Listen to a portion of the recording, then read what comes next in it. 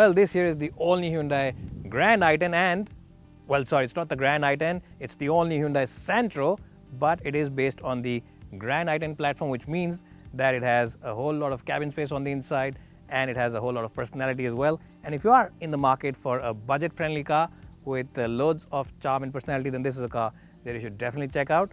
But before that, let me just take a quick selfie with the car for my Instagram page. Yes, if you don't follow me on Instagram, then you should, because I have a lot of interesting things going on over there. My handle is Ashish Masih 1. You can also follow the team at Autoportal_India on Instagram for all our regular updates. But before going any further, let's have a word from our sponsors.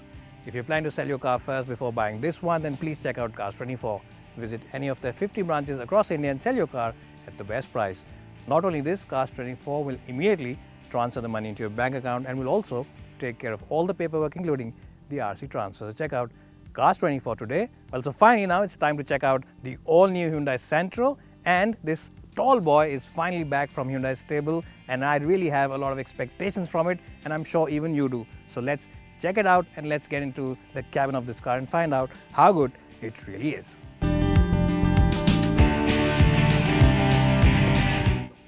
Well, so let's all agree on one thing, and that is that everything in life is relative. Now, the boot on this car is 235 litres, which in isolation might not seem like a whole lot, but if you realize that this car is a budget car, it starts off at 3.89 lakh rupees, you'll realize that it is a good boot. And the Grand i10, on which this car is based, is only marginally better, so it is a nice and deep boot. There is a bit of a sill, but that's quite okay because it is a budget car, and you can of course drop the seat back down and you get a decent place. There is again a ridge over here, but that's again quite okay because these are things that you can live with. It's not a deal breaker. And let me show you a very unscientific way of getting inside the car and showing you how deep and spacious it is. Well, so as you can see, someone who's about 5'10" can easily accommodate inside this boot, so you can accommodate two large pieces of suitcases. Although ideally I wouldn't really advise you to put anyone inside the boot unless of course it is your mother-in-law.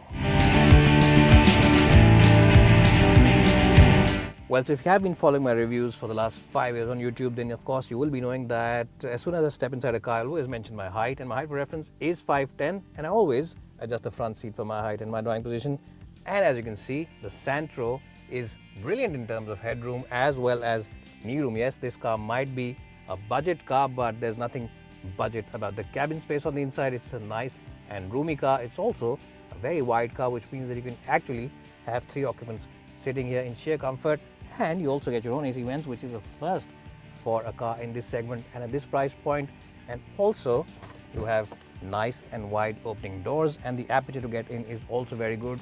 And also remember that this is a tall boy design. It's a high set car, so the seats on this car are really high, which means that if you have older people at home, they can simply slide into this car or walk into it. They won't have to crouch and get into awkward positions to get inside. It really is a nice and comfortable place here in the back seat of the Hyundai Santro. And the best part is that the knee and hip angle is also at a very comfortable 90 degrees, so you can really enjoy the backseat experience inside the Santro. But that said, it's not all perfect because the head restraints here are fixed, which isn't good, and you also get fixed restraints for the front seats, so whoever's sitting here doesn't really get a good view across. You'll have to move around a bit to see that brilliant dashboard. Yes, it is a nice and stylish dashboard, and let's jump in the front seats and talk about it now.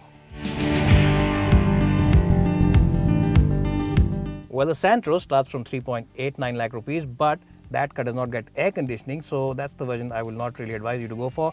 I would definitely advise the top-end Astra version that we're sitting in, because this car comes with all the bells and whistles, and the quality really is phenomenal. It doesn't feel like you're sitting inside a budget car at all. You get a nice touchscreen which gets Android Auto as well as Apple Carplay. You also get very high quality materials for the switch size over here. The only thing is that the power window buttons are here in the center and not on the door panels where they should be, but that's quite okay because it is a budget car.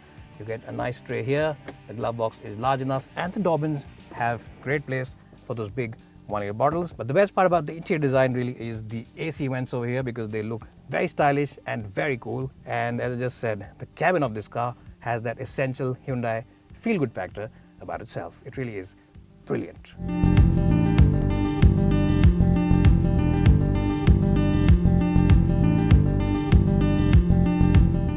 Well, so here I am driving the all-new Hyundai Santro. Now this car comes with a 1.1 litre Epsilon engine which makes about 68 bhp of power, and these are decent figures for its class as well as its category.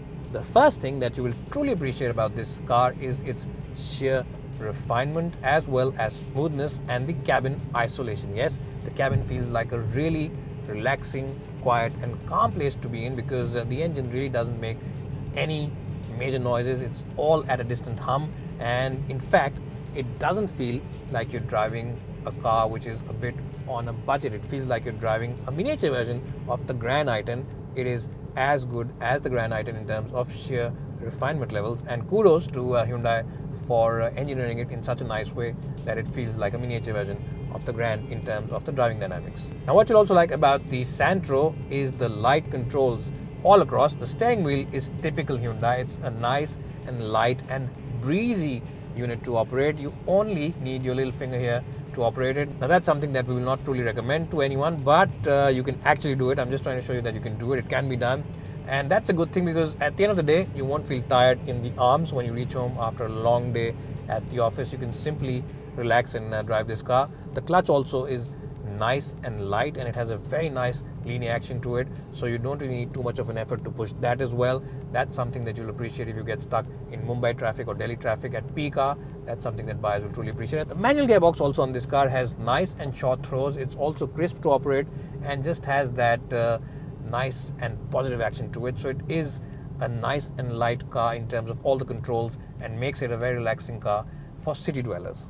What's also nice about the car is its suspension setup, especially if you're driving in the city. And this car will soak up all those bumps because it is a softly set up suspension. So it will soak up all those bumps, those potholes, as well as those rumble strips without any fuss whatsoever. And it feels very comfortable inside. Hyundai has done a good job with the suspension as well. On the highway, if you're doing speeds, say up to 90 kph, you'll be quite okay in this car. But after 90, it does tend to feel a little light. Around 100 kph, it does tend to feel a little light. And the engine also starts to become a little buzzy because it's doing about 3,500 RPM after those speeds. So yes, you will feel that this car needed a little more power and a little more grunt. And for people who drive a lot on the highway, it's still a good option to go for the Grand i10 because that car is a little more powerful and has a little more cubic capacity in the engine, so it feels a little more relaxed and a little more flexible. This one, because it's only 1.1 liters, does tend to become a little noisy when you rev it up and gets out of breath really fast. So that's just a bit of a compromise in terms of higher drivability, but as I just said, in terms of sheer drivability in the city, it is a nice and relaxing car to drive for people who drive a lot within city limits. What buyers will also appreciate is the visibility that this car has to offer. You get excellent visibility over here. The A-pillar isn't the chunkiest, so you can look around it. The rearview mirrors offer you very good depth of field. They're a large and nice size, so you can have a look at whatever's happening behind you. And the view of this center mirror also is very good. You get a good view of that mirror from the back. So everything is pretty good in terms of the visibility, and the cabin feels more spacious than it is because you get big windows all across, and that's something that buyers will truly appreciate because it feels a whole lot more airier and a whole lot more roomier than it already is. And this beige fabric also tends to liven up the interiors quite a bit. And because it has these high set seats, remember this is a tall boy design, Hyundai calls it a tall boy design, you get excellent visibility of whatever's happening ahead of you. Also, you can clearly look about 3 or 4 cars ahead of you and check out how long it will take you to get out of this traffic jam. Visibility is pretty good, and buyers will truly appreciate this.